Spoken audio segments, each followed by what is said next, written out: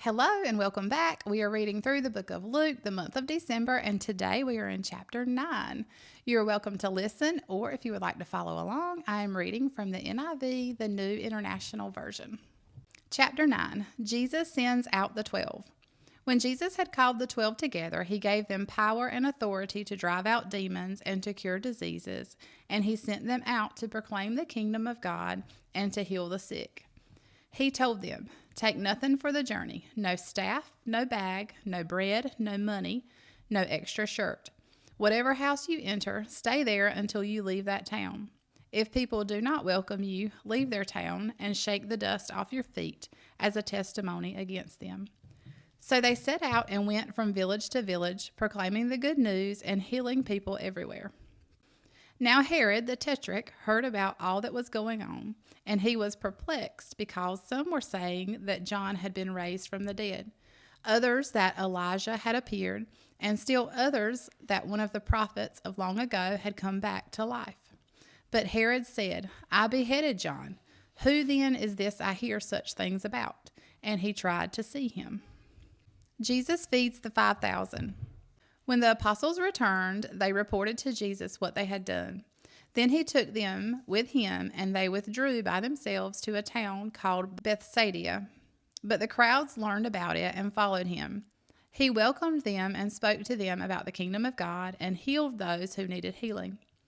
Late in the afternoon, the 12 came to him and said, "Send the crowd away so they can go to the surrounding villages and countryside and find food and lodging, because we are in a remote place here." He replied, "You give them something to eat." They answered, "We have only 5 loaves of bread and 2 fish, unless we go and buy food for all this crowd." About 5,000 men were there. But he said to his disciples, "Have them sit down in groups of about 50 each." The disciples did so, and everyone sat down. Taking the 5 loaves and the 2 fish, and looking up to heaven, he gave thanks and broke them. Then he gave them to the disciples to distribute to the people. They all ate and were satisfied, and the disciples picked up 12 baskets full of broken pieces that were left over. Peter declares that Jesus is the Messiah. Once when Jesus was praying in private and his disciples were with him, he asked them, "Who do the crowd say I am?" They replied, "Some say John the Baptist, others say Elijah, and still others that one of the prophets of long ago has come back to life." "But what about you?" he asked. "What do you say?" Peter answered, "God's Messiah." Jesus predicts his death. Jesus strictly warned them not to tell this to anyone, and he said, "The Son of Man must suffer many things and be rejected by the elders, the chief priests, and the teachers of the law, and he must be killed and on the 3rd day be raised to life." Then he said to them all, "Whoever wants to be my disciple must deny themselves and take up their cross daily and follow me.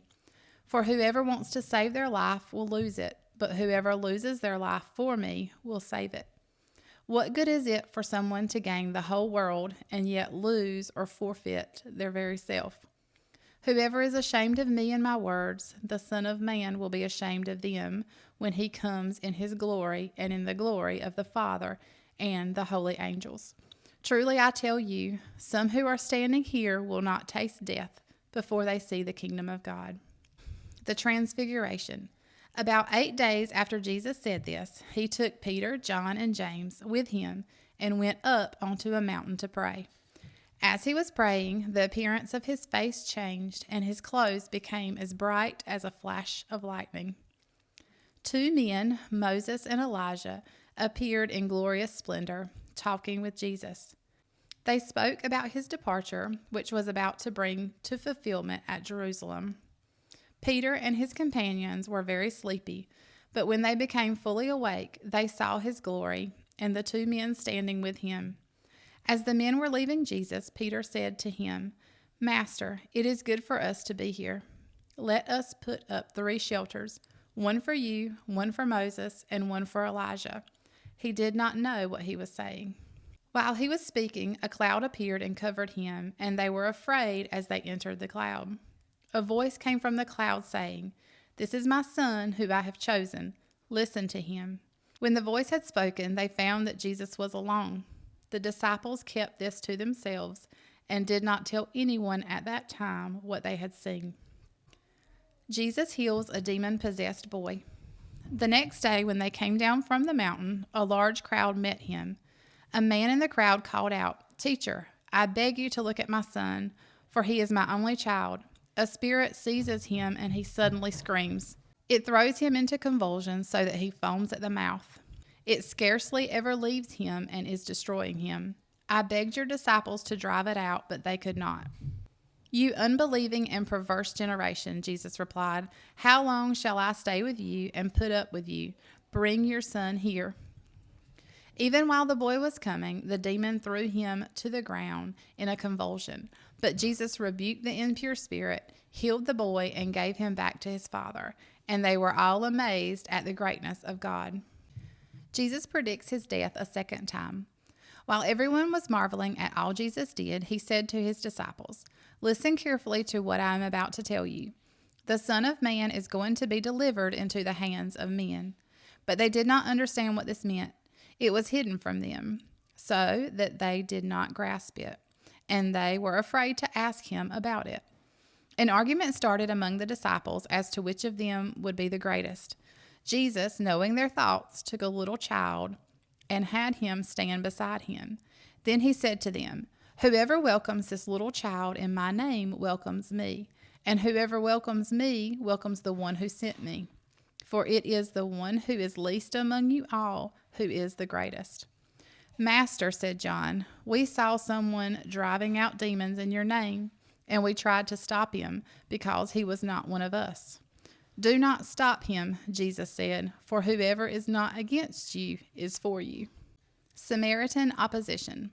As the time approached for him to be taken up to heaven, Jesus resolutely set out for Jerusalem. And he sent messengers on ahead, who went into a Samaritan village to get things ready for him. But the people there did not welcome him, because he was headed for Jerusalem. When the disciples, James and John, saw this, they asked, "Lord, do you want us to call fire down from heaven to destroy them?"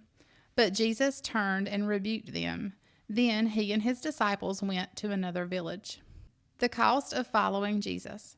As they were walking along the road, a man said to him, "I will follow you wherever you go." Jesus replied, "Foxes have dens and birds have nests, but the Son of Man has no place to lay his head." He said to another man, "Follow me." But he replied, "Lord, first let me go and bury my father." Jesus said to him, "Let the dead bury their own dead, but you go and proclaim the kingdom of God." Still another said, "I will follow you, Lord, but first let me go back and say goodbye to my family." Jesus replied, "No one who puts a hand to the plow and looks back is fit for service in the kingdom of God. That was chapter 9. Come back and join me tomorrow for chapter 10.